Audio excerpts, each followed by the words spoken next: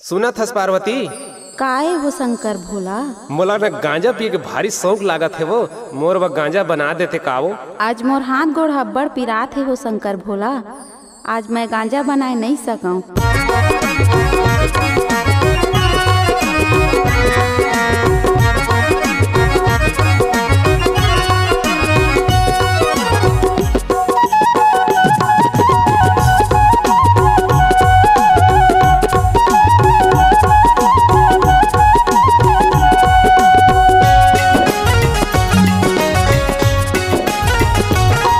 बना दे पार्वती तहा मोर गांजा, बना दे पार्वती तहा मोर गांजा।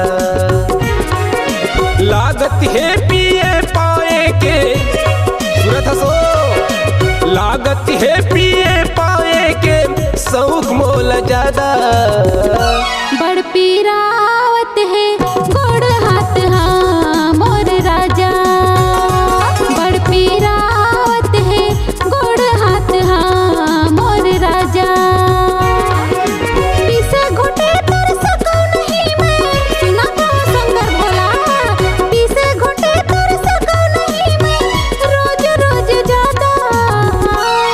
बना दे पार्वती तहा मोर गांजा, बड़ पीरावत है गोड़ हाथ हाँ मोर राजा।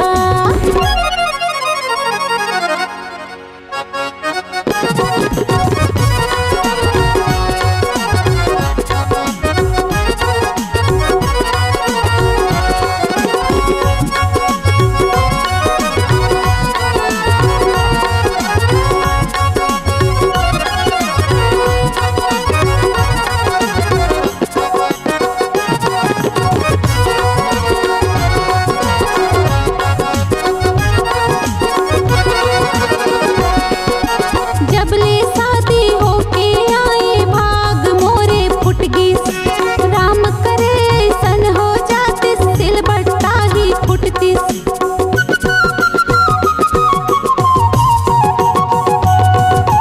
जबले शादी होके आए भाग मोरे फुट गिस, राम करे सन हो जातिस सिलबट्टा ही फुटतिस। भोले घाले तुर सकूं नहीं मैं, सुना तो शंकर भोला। भोले घाले तुर सकूं नहीं मैं, भांग धतूरा।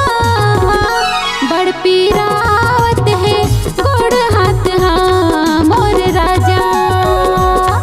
बना दे पार्वती तहा मोर गांजा।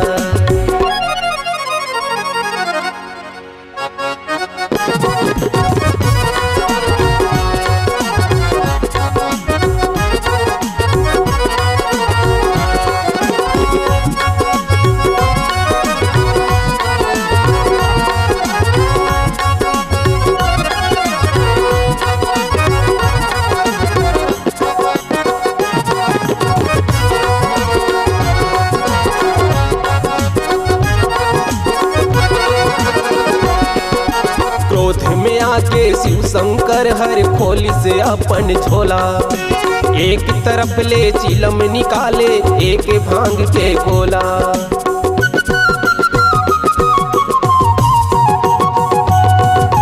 क्रोध में आके शिव शंकर हर खोली से अपन झोला।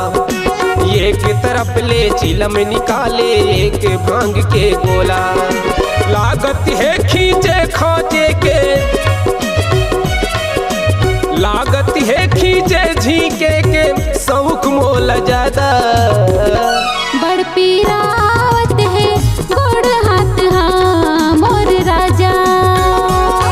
बना दे पार्वती तहा मोर गांजा।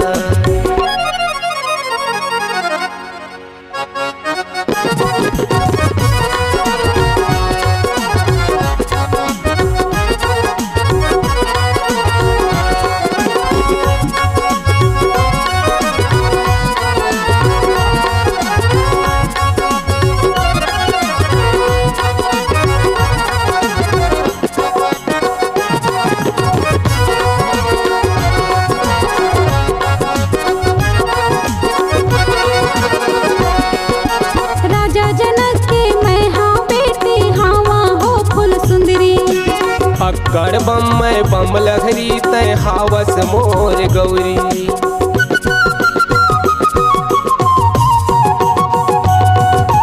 राजा जनक के मैं हाँ बेटी हावा हो फुल सुंदरी। अकड़ बम में बम लहरी तय हावस मोर गौरी।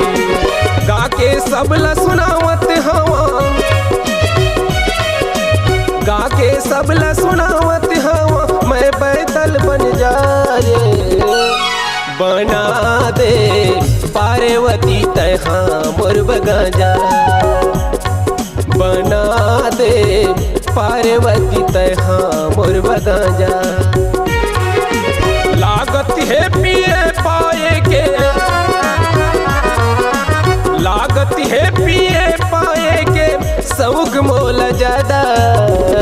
बड़ पीरावत है गोड़ हाथ हाँ मोर राजा।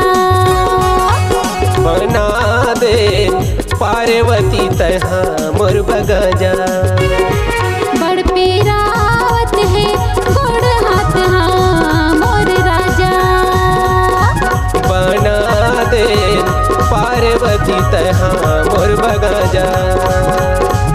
बना दे पार्वती तहा मोर बगाजा।